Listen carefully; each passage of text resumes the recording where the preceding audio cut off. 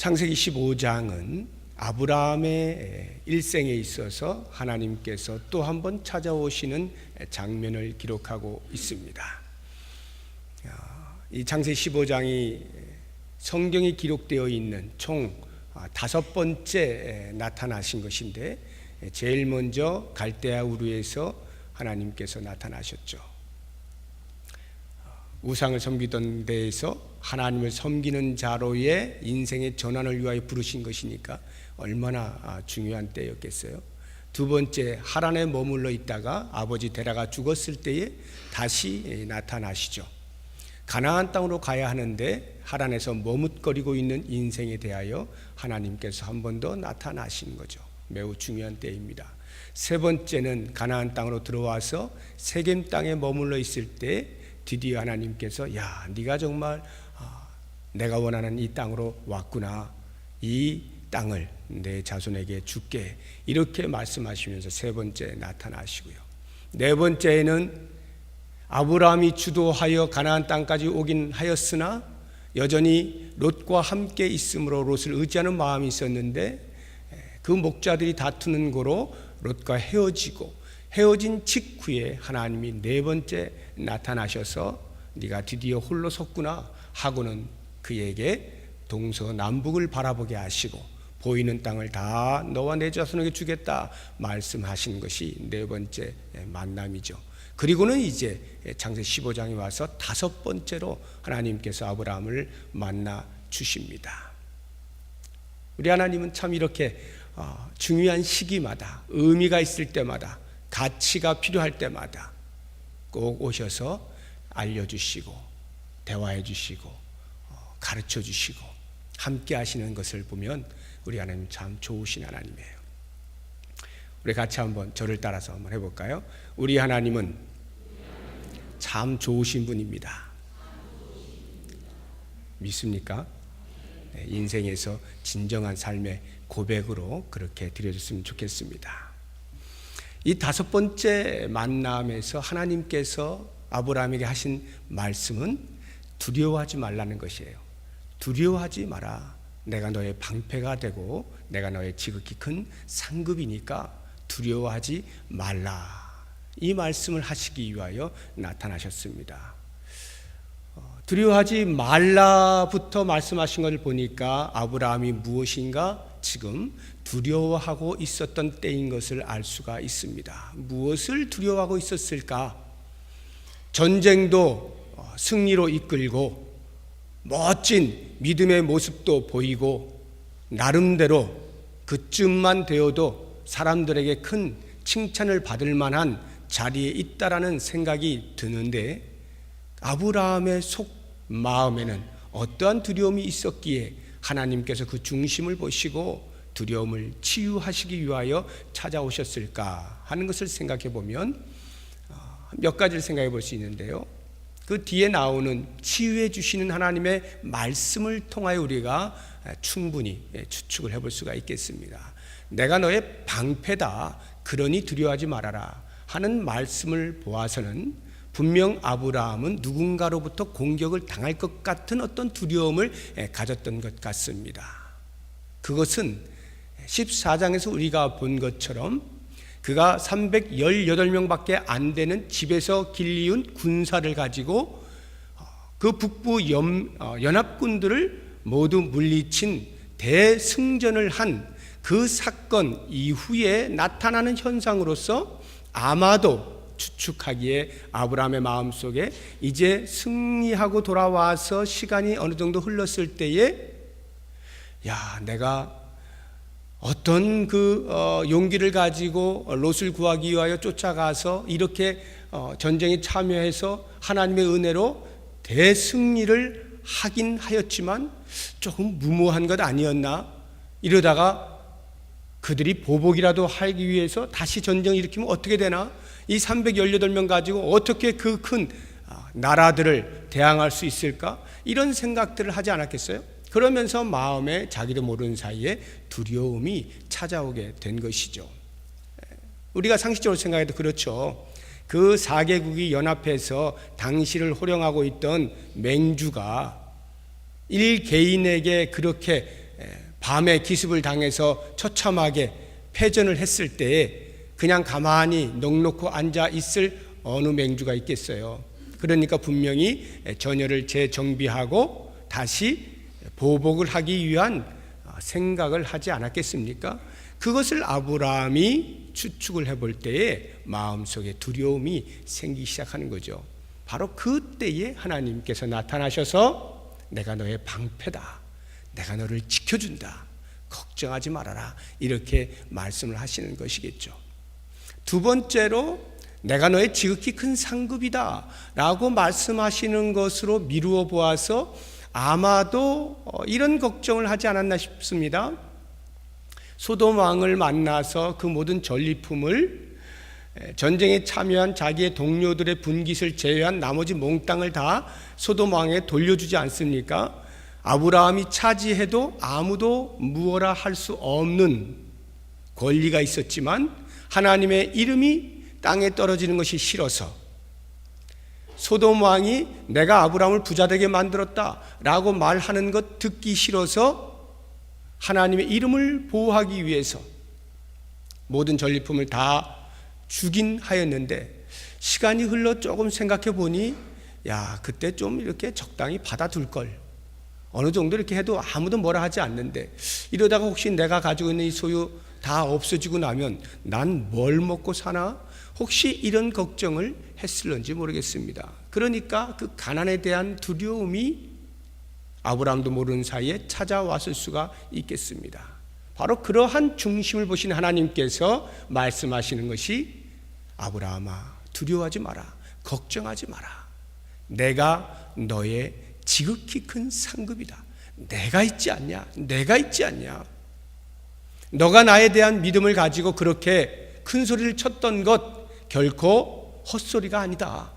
내가 너를 지킨다, 내가 너의 상급이 되어줄게, 아무런 걱정하지 말아라, 이렇게 말씀을 해주시는 것이겠죠. 우리는 이러한 그 아브라함의 두려워하는 모습을 보면서 좀 의아할 수가 있습니다. 14장까지만 보아도 상당히 롯에게 모든 것을 양보하지 않나 318명밖에 안 되는 숫자를 가지고 4개국 연합한 그 군대와 대적하여서 이기지를 않나 조금 무모해 보이는 듯한 그러한 행동들을 하는 것을 보았을 때 아브라함이 상당히 믿음이 있어 보였거든요. 그 정도의 믿음이라고 한다면 이 정도의 두려움은 없어야 되지 않겠느냐라고 하는 생각이 드는 것입니다. 그런데 아브라함을 보게 되면 우리의 인생을 본다고 말씀드리지 않았습니까? 우리 인생이라는 것이 그렇게 연약해요. 한때 보면 참 믿음이 좋은 것 같고 그 믿음으로 전하를 호령할 것만 같은 그러한 때가 있다가도 어느 한순간에 조그마한 별것 아닌 사소한 것에 부닥쳤을 때 곧바로 그 믿음이 어디 갔는지도 모르게 벌벌 떨거나 두려워하거나 걱정하거나 주저앉거나 신앙이 없는 사람과 같은 모습을 하는 경우가 있다는 것입니다. 이게 우리 인생이에요. 한번 우리 자신들을 돌아보십시오. 우리의 신앙의 여정에서 어느 때는 막 믿음으로 산을 옮길 것만 같은 그러한 때가 있는가 하면 어느 때는 내가 믿음을 가진 사람인지 아닌지조차도 모를 만한 그러한 모습으로 전락해 있는 경우가 있지 않습니까?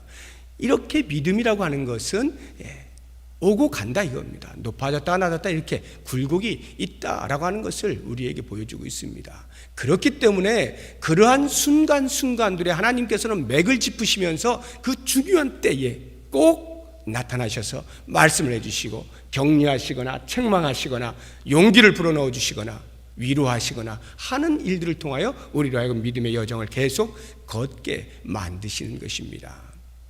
우리가 베드로만 보아도 금방 알 수 있지 않습니까? 마태복음 14장에 나오는 풍랑 만난 그 제자들이 예수님께서 딱 저쪽에서 오시니까 그 믿음 좋은 베드로가 주님인 것을 인식하자마자 주님 저를 오라 하소서. 그러니까 주님이 오라 하는 말을 듣자마자 뛰어내려서 주님께로 가는데 그 풍랑 가운데에서 걷잖아요. 물 위를 걷지 않습니까? 그러다가 금방 빠지죠. 주변에 풍랑이 너무 거세다는 걸 알고 이게 무슨 일인가, 내가 왜 이랬지? 이런 순간에 그냥 꼬르륵 하지 않습니까? 믿음이라고 하는 것은 이렇게 한순간에 뒤집어진다 이런 말입니다.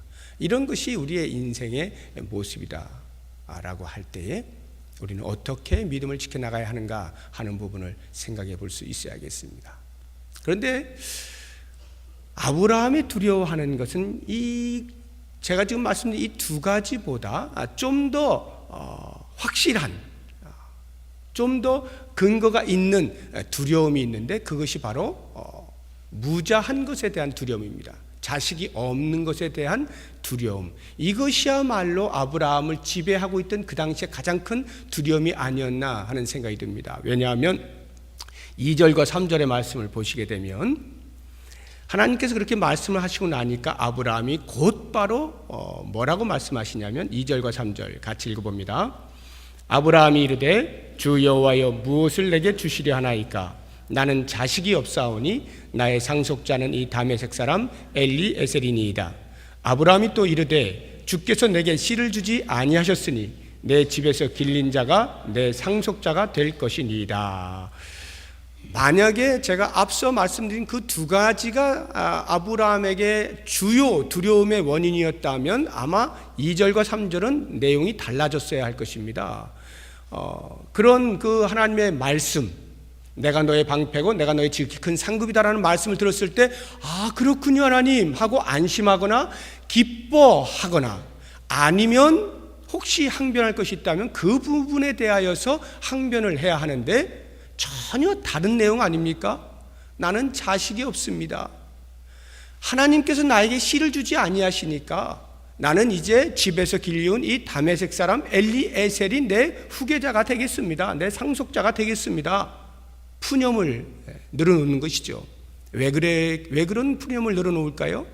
아브라함이 갈대우르에서부터 나와서 계속해서 하나님의 음성을 듣고, 또는 심지어 네 번째 만남에서는 비전까지 보게 되지 않습니까? 그랬을 때에 이 땅을 너와 내 자손에게 주겠다라고 하신 그 말씀, 그래서 그 비전 때문에 큰 민족이 되겠구나 싶어서 318명이나 되는 군사까지 길러가면서 민족에 대한, 민족 형성에 대한 준비를 해오고 있는 이 아브라함인데, 정작 자기의 몸에서 난 자식이 없으므로 내가 아무리 이렇게 크게 부족을 이루고 민족을 이루면 무엇하나 전부 남인걸 라는 생각 때문에 하나님께서 너와 내 자손에게 주시겠다고 하는 이 말씀이 왜 이루어지지 않는 것일까 라고 하는 생각으로 인하여서 이제 자기의 몸을 보아도, 자기 아내 사라를 보아도 이제는 태가 있을 것 같지 않은 거예요. 그러니 마음속에 점점 두려움이 생기죠. 하나님이 주신 그 비전은 어떻게 성취될 수 있을 것인가 생각해 보면 답답해지는 것입니다.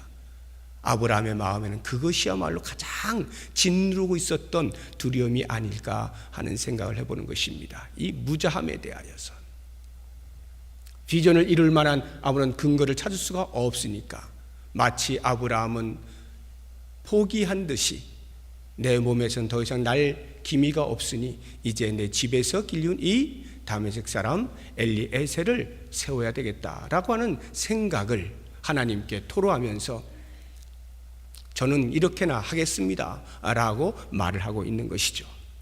자, 바로 그와 같은 때에 하나님께서 얼마나 좋으신 분인가 하는 것을 이제 그 다음 모습을 보면 알 수가 있습니다. 4절과 5절입니다. 4절과 5절 같이 읽어봅니다. 여호와의 말씀이 그에게 임하여 이르시되 그 사람이 내 상속자가 아니라 내 몸에서 날 자가 내 상속자가 되리라 하시고, 그를 이끌고 밖으로 나가 이르시되 하늘을 우러러 뭇별을 셀 수 있나 보라. 또 그에게 이르시되 내 자손이 이와 같으리라.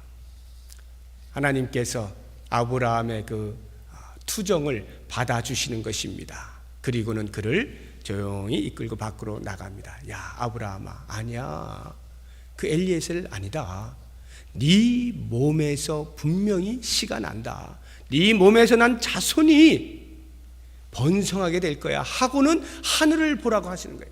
하늘을 보니까 얼마나 별들이 많습니까? 별들이 얼마나 많은지 과학적으로 셀 수가 없어요. 보통 일반적으로 말하기를 이 땅에 있는 티끌보다 몇 배가 많다 그럽니다. 별이 그렇게 많은 게 별이래요. 그 하늘의 별들을 쫙 보면서 네 몸에서 나는 그 씨를 통하여서 자손이 이와 같이 많아질 것이다. 또 한 번의 비전을 보여주시는 것입니다. 전에는요, 네 번째 만남에서는 내 자손이 티끌처럼 많아질 거야. 네가 티끌을 셀 수 있느냐? 그렇다면 네 자손도 셀 수 있을 거야. 네 자손이 이렇게 많아질 것이다. 티끌을 보면서 또는 티끌을 만지면서 티끌을 털면서 야, 내 자손이 이렇게 많아지겠구나. 이런 비전을 꿈꾸고 있었는데 이번에는 하나님께서 야, 엘리에셀 말고 네 씨다 하고는 하늘의 별과 같이 많아질 것이다 라고 보여주실 때에 이 아브라함의 마음속에는 얼마나 이 뻥 뚫리는 기분이 들었겠습니까? 전에는 티끌 보고 꿈을 키웠는데 이제는 별을 보고 그 꿈을 더 키울 수가 있게 된 것입니다. 하나님께서 그 재산에 대한 없어질 것에 대한 두려움이 아닌 자식이 없는 것으로 인한 두려움이라고 항변을 할 때 말씀하시는 것이 내가 언제 재산 없어질 거 두려워한다고 너에게 큰 상급이라고 했니? 이거야.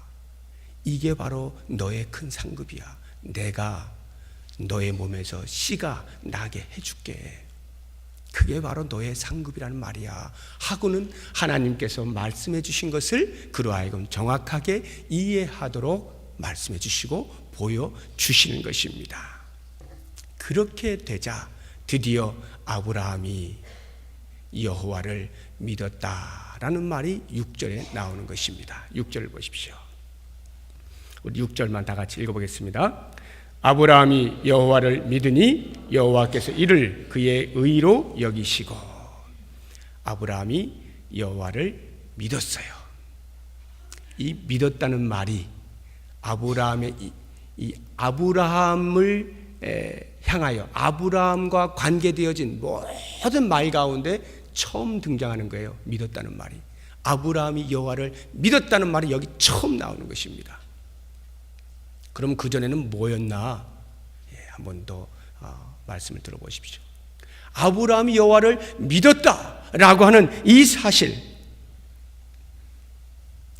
이것이 얼마만큼 큰 사건인지 하나님께서 대답하신 것과 맞물려서 같이 생각을 해보면 아브라함이 여호와를 믿으니 하나님께서 이것을 그 믿은 것을 그의 의로 여겨 주셨다라고 말씀하시는 것입니다.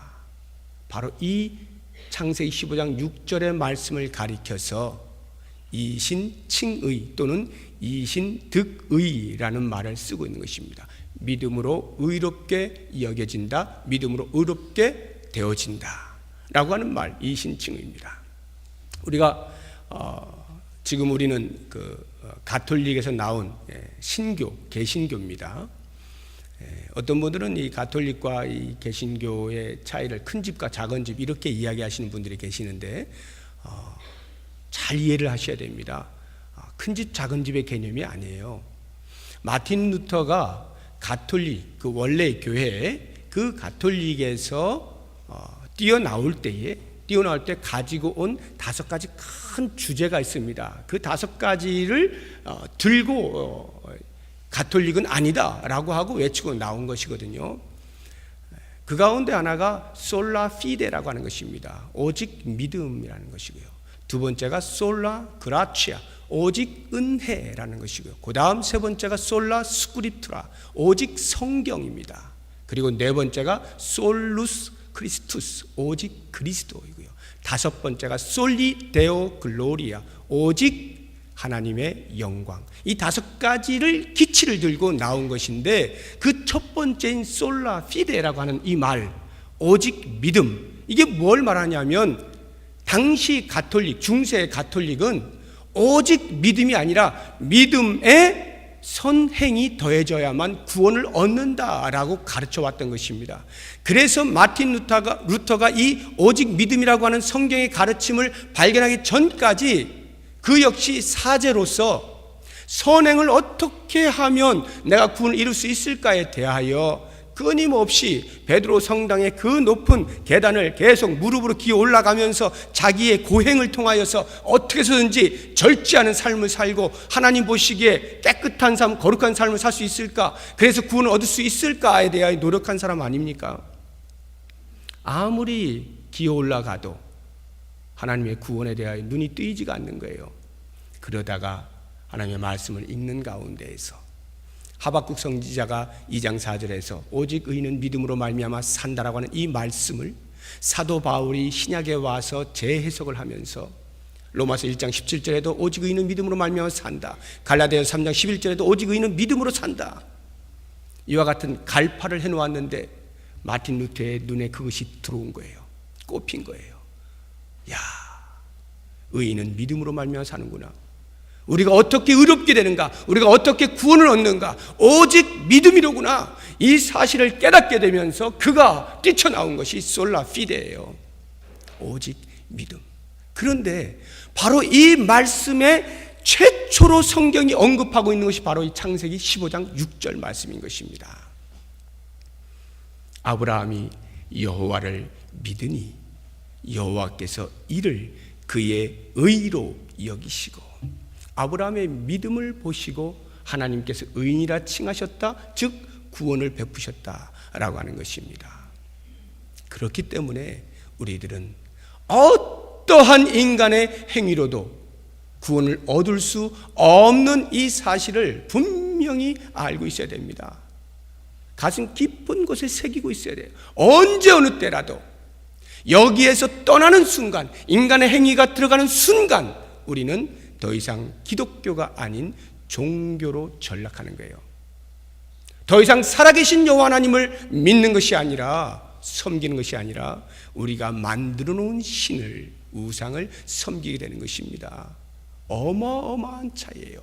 인간의 행위로 구원을 얻을 수 없는 이 비밀을 깨닫게 될 때 드디어 기독교가 말하고 있는 구원이 무엇인지를 하나씩 알게 되면서 인생의 삶의 질이 달라지게 되는 것입니다. 이 이신득의 이 부분에 대하여서 사도 바울은 아브라함의 그 믿음으로 말미암은 의에 대하여서 유대인들이 아브라함은 우리 조상이야 라고 말하고 그 구원 얻음이 자기들의 그 율법을 지키는 데 있다라고 계속해서 가르치자 사도 바울이 말하는 것 아닙니까? 너희의 조상 아브라함은 행위로 구원받은 게 아니야.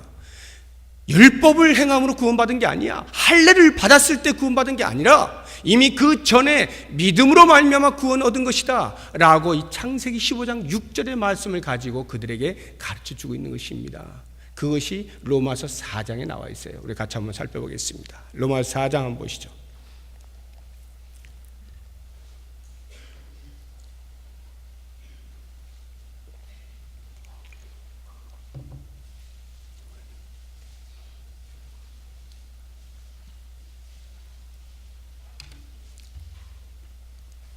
로마서 4장 1절부터 보시죠. 그런즉 육신으로 우리 조상인 아브라함이 무엇을 얻었다 하리요? 만일 아브라함이 행위로서 의롭다 하심을 받았으면 자랑할 것이 있으려니와 하나님 앞에서는 없느니라. 사도 바울의 말은 아브라함은 행위로 구원받은 게 아니다는 거예요. 그렇다면 아마 아브라함이 자랑을 했겠지만 그것 없다 이런 말이죠.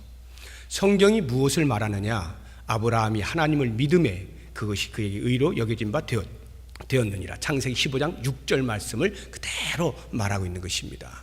일하는 자에게는 그 삭시 은혜로 여겨지지 아니하고 보수로 여겨지거니와, 이를 아니할지라도 경건하지 아니한 자를 의롭다 하시는 이를 믿는 자에게는 그의 믿음을 의로 여기시나니. 일을 이렇게 하고 그 삭슬 받는 사람, 일꾼이죠. 일을 하고 삭슬 받는 일꾼의 경우에는 삭슬 받을 때 은혜로 여기지 않습니다. 왜냐하면 내가 마땅히 일한 것에 대한 대가를 받았다라고 생각을 하기 때문입니다. 구원이라고 하는 것은 내가 어떠한 행위를 해서 그 행위에 대한 결과로서 얻는 것이 아니다라고 하는 것을 5절의 말씀이 하고 있는 거예요. 이를 아니할지라도 경건하지 아니한 자를 의롭다 하시는 이를 믿는 자, 여호와 하나님을 믿는 자, 구원을 주시는 여호와 하나님을 믿는 자, 그에게 그의 믿음을 의로 여기셔서 구원을 베푸신다라고 하는 것입니다. 그래서 아브라함이 이미 할례를 받기 이전, 할례는 한참 후에 받죠. 할례를 받기 이전에 여호와를 믿는 그 믿음으로 하나님께서 그것을 보고 의로 여기셨다 하는 것을 유대인들에게 가르쳐 주시면서 사도 바울은 분명히 이야기하는 거예요. 오직 구원은 믿음으로다. 오직 의롭게 되어지는 것은 믿음으로 말미암아서만 가능하다라고 하는 것을 설파하고 있는 것입니다. 여기에서 말하고 있는 이 의에 대한 이해를 잘 하셔야 되는데, 하나님이 의로 여겨주셨다라고 할 때 이 의라고 하는 것은 우리가 생각하는 그 정의라고 하는 부분에서의 어떤 도덕적, 행위적 의를 말하는 것이 아닙니다. 도덕적으로 의를 아주 잘, 언제나 옳게 그렇게 산다라고 하는 의미가 아닙니다. 이것은 신분적 또는 법적인 용어예요. 의롭게 여겨준다. 그래서 의인이다라고 말하지 않고 의인으로 여겨준다, 의인으로 칭한다라고 표현하는 이유가 바로 거기에 있는 것입니다. 그러니까 실제적으로 행위적으로 볼 땐, 도덕적으로 볼 땐 의로울 것이 별로 없는데 하나님께서 의롭다라고 인정을 해주는 거예요. 무엇 때문에요? 믿음을 보시고, 믿음을 보시고. 자, 이렇게 이제 말씀을 드릴 때에 우리가 조심해야 되는 것 하나가 있습니다. 오늘 이것을 이제 여러분과 함께 생각해 보려고 하는 건데, 그렇다고 하면 이 믿음은 뭐냐는 거예요. 이 믿음은 그럼 뭐냐? 믿음 내 것 아니냐 이거죠.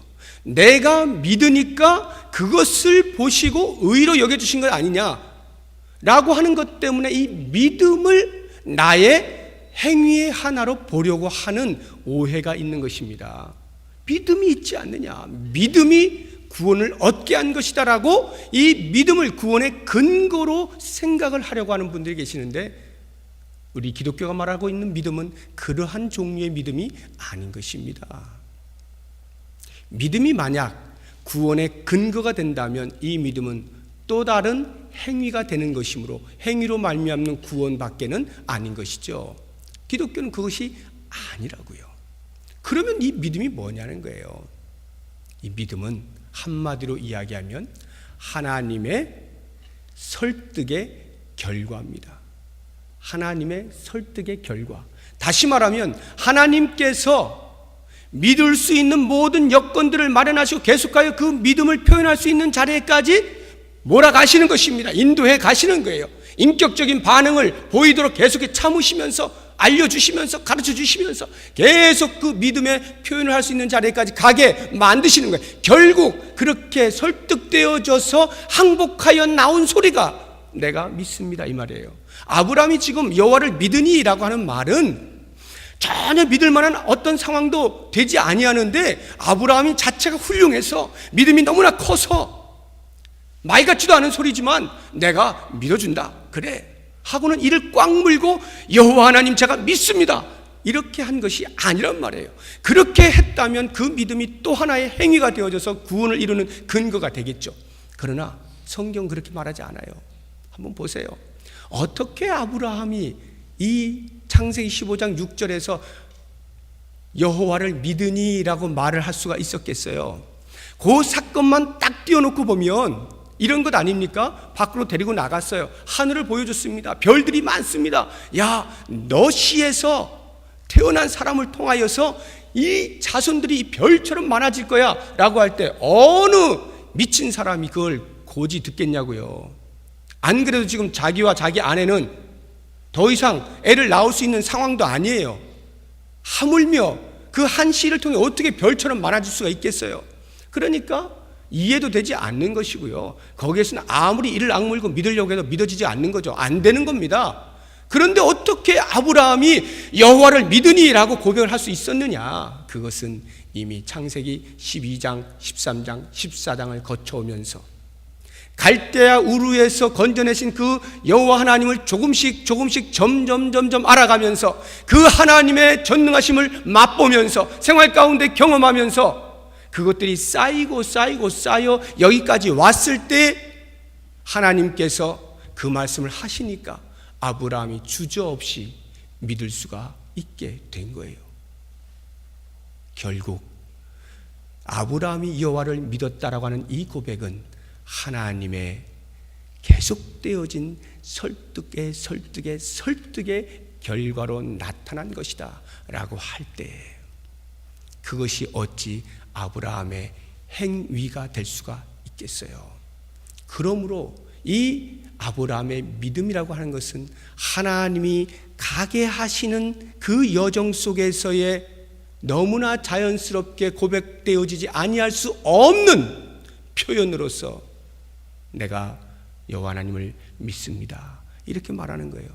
그런데 하나님께서는 그거 너 믿음 아니야 이렇게 말씀하지 아니하시고 야 네가 믿었어? 그래 내가 그것을 보고 너를 의인이라 말해줄게. 내가 너를 구원한다 이렇게 말씀을 해 주시는 거예요. 그래서 참 좋으신 하나님이신 거예요. 우리는 이것에 대한 이해를 이렇게 해봤으면 좋겠습니다. 제가 우리 애를 이제 기를 때 이제 아들 기를 때 이제 어렸을 때 제가 나이는 정확히 기억이 안 나요. 한 2살쯤 됐나 지금 정확히 잘 모르겠는데 이제 어린아이가 이제 시간이 흐르면은 이제 그 쉬를 스스로 이제 할 수 있도록 이렇게 해야 되지 않습니까? 그러면 그걸 뭐 가만히 있다가 지가 알아서 하겠지 하고 계속 오줌 싸도록 놔뒀다가 그냥 이렇게 하는 부모도 뭐 가끔 있을는지 모르겠습니다만 제가 알기로 대부분의 부모는 그것을 가르치죠. 어떻게든 가르칩니다. 저도 가르쳤던 기억이 나요. 그래서 아이에게 이제 어느 정도 이제 말귀를 알아들을 나이가 되었을 때 계속해서 이제 알려주는 겁니다. 야 여기 바지에다 싸면 안 돼, 이불에다 싸면 안 돼. 이러면서 계속 그 화장실에서 해야 되는 것들을 가르쳐 주는 겁니다. 그리고는 때로는 데리고 가서 적당히 부모가 이렇게 보고 시간이 어느 정도 됐다고 생각했을 때 일부러 데리고 가서 바지춤을 내리고 쉬를 하도록 이렇게 하기도 하고요. 심지어는 제 기억에 제가 같이 이렇게 쉬를 하면서 가르쳐 준 적도 있어요. 그 아이가 보고 배우라고. 그렇게 하면서 이렇게 가르치는 겁니다. 그럼 뭐 하루아침에 되지 않죠. 시간이 흘러요. 그러나 어느 날 갑자기 그 아이가 아빠 쉬마려 라는 말을 한단 말입니다. 그때 얼른 데려가서 하니까 진짜 쉬를 제대로 누는 거예요. 얼마나 기뻐요. 제가 상당히 기뻤던 기억이 나요. 야, 너 이제 사람 됐네? 야, 너 이제 사람 됐네? 이러지 않아요? 사람 됐잖아요. 이게 이제 오줌을 가린단 말이죠.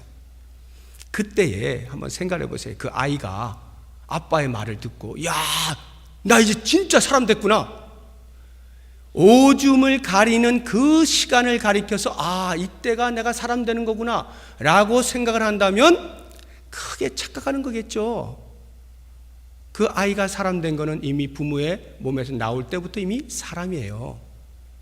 그런데 사람다운 생활을 위하여서 오줌을 가려야 되는데 그것을 아직 못하고 있었으니까 그것이 되도록 계속해서 교육을 시키고 가르치는 것입니다. 그런데 어느 날 딱 그것을 하게 되니까 부모의 마음이 얼마나 기뻐요. 와, 사람 됐네? 이러는 거예요.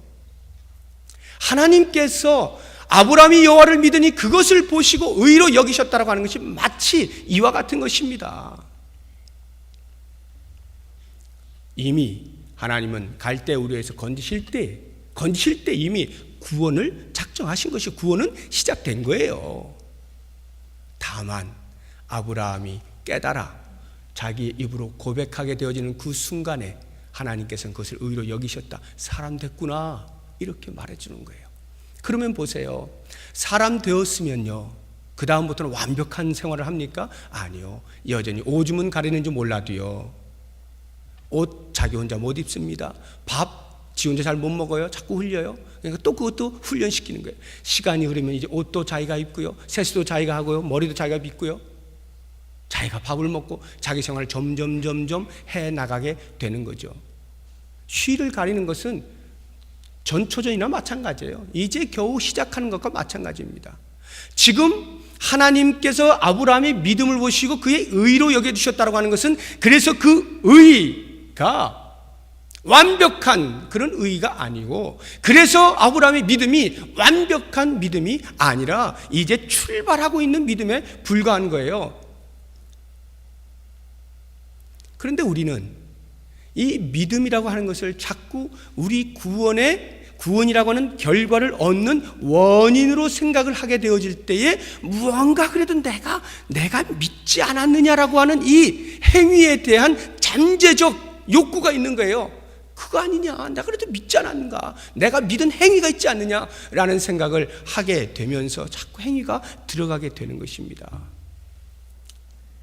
이 부분을 여러분들이 정확히 이해를 할 때 비로소 기독교의 믿음을 인식하게 되는 거예요. 그래서 보십시오. 아브라함이요, 그 믿음을 의로 여김받게 되어진 근거로 삼기 위한 노력을 얼마나 하는지 모릅니다. 다 깨닫지 못하니까요. 그래서 어떻게 하는 줄 아세요? 하늘의 별처럼 많이 내 자손을 줄게 라고 하니까 아브라함이 여호와를 믿죠. 그리고 하나님께서 그것을 의로 여겨주시죠. 그런데 그 다음을 보시게 되면 아브라함이 하나님께 제안을 하나 하는데요. 다시 창세기 15장을 가보십시오.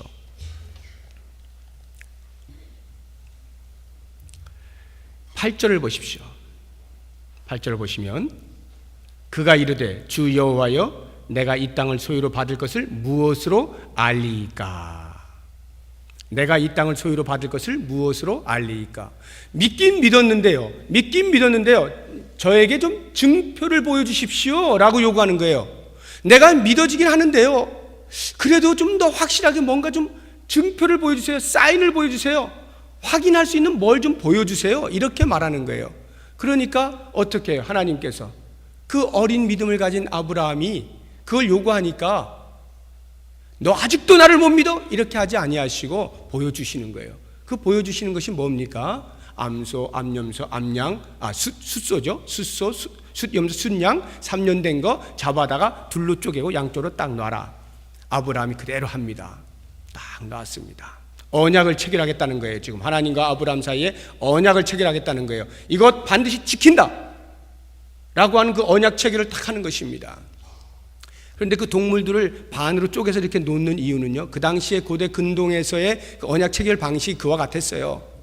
그래서 둘이 함께 지나가면서 만약에 누구든 둘 중에 어느 하나든 이 언약을 제대로 지키지 아니하면 여기 쪼개진 이 동물처럼 쪼개질 거야, 죽을 거야 라고 하는 것을 알리는 의미에서 그렇게 해서 쭉 지나갑니다. 그런데 보세요, 11절 같이 한번 읽어보겠습니다. 11절 시작. 솔개가 그 사체 위에 내릴 때에는 아브라함이 쫓았더라.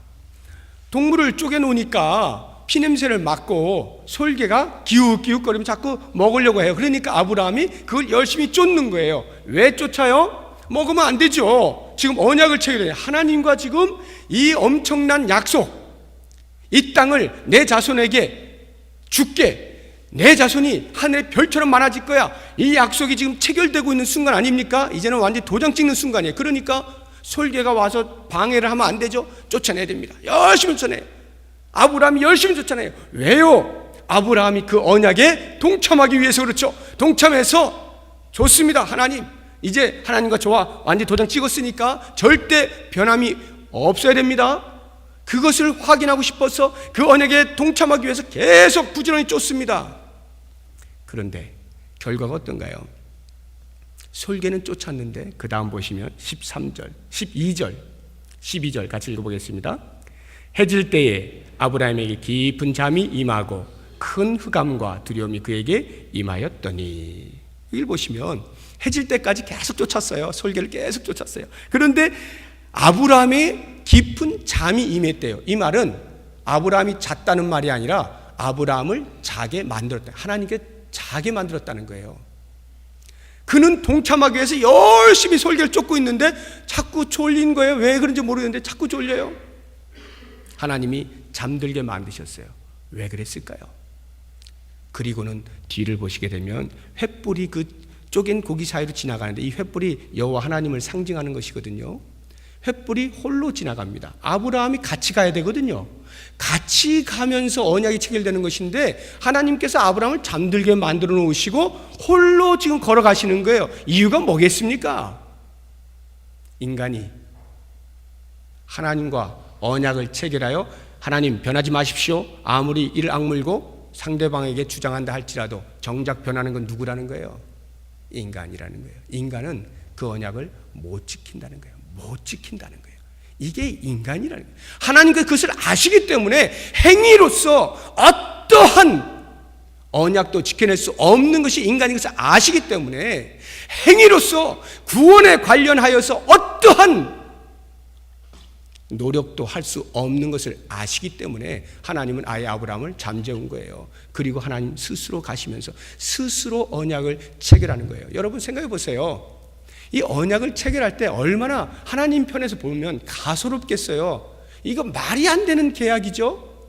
계약이라고 하는 것은 동등해야죠. 뭐 군주와 봉신이 함께 하더라도 아무튼 동등한 거예요. 어떤 면으로 동등합니까? 너 우리나라에다가 조공을 이만큼 바쳐라. 그러면 내가 너희 나라 보호해 줄게 라고 하는 이런 아무튼 조약이 있는 거예요. 피차 간의 유익을 얻는 무엇이 있게 마련인 것입니다. 그런데 지금 이 계약은 전혀 그렇지가 않죠. 전능하신 하나님께서 그 불완전한 인간, 늘 죄만 짓고 사는 그 인간과 무슨 계약을 맺을 일이 있겠어요. 하나님께서 알아서 다 하시는데, 부족한 게 없는데, 그들로부터 무엇인가 얻어낼 아무런 필요가 없으신 전능하신 하나님이 인간과 계약을 맺을 일이 뭐가 있어요? 아무런 이유 없는데 하나님이 맺고 계시잖아요. 한 걸음 더 나아가서 같이 맺는 것도 아니고 혼자 맺으시잖아요. 혼자 맺으시잖아요. 왜요? 인간은 구원을 이룸에 있어서 요만큼의 힘도 될 수 없는 것을 하나님이 아시기 때문에 하나님이 홀로 그 일을 감당하고 계시는 겁니다.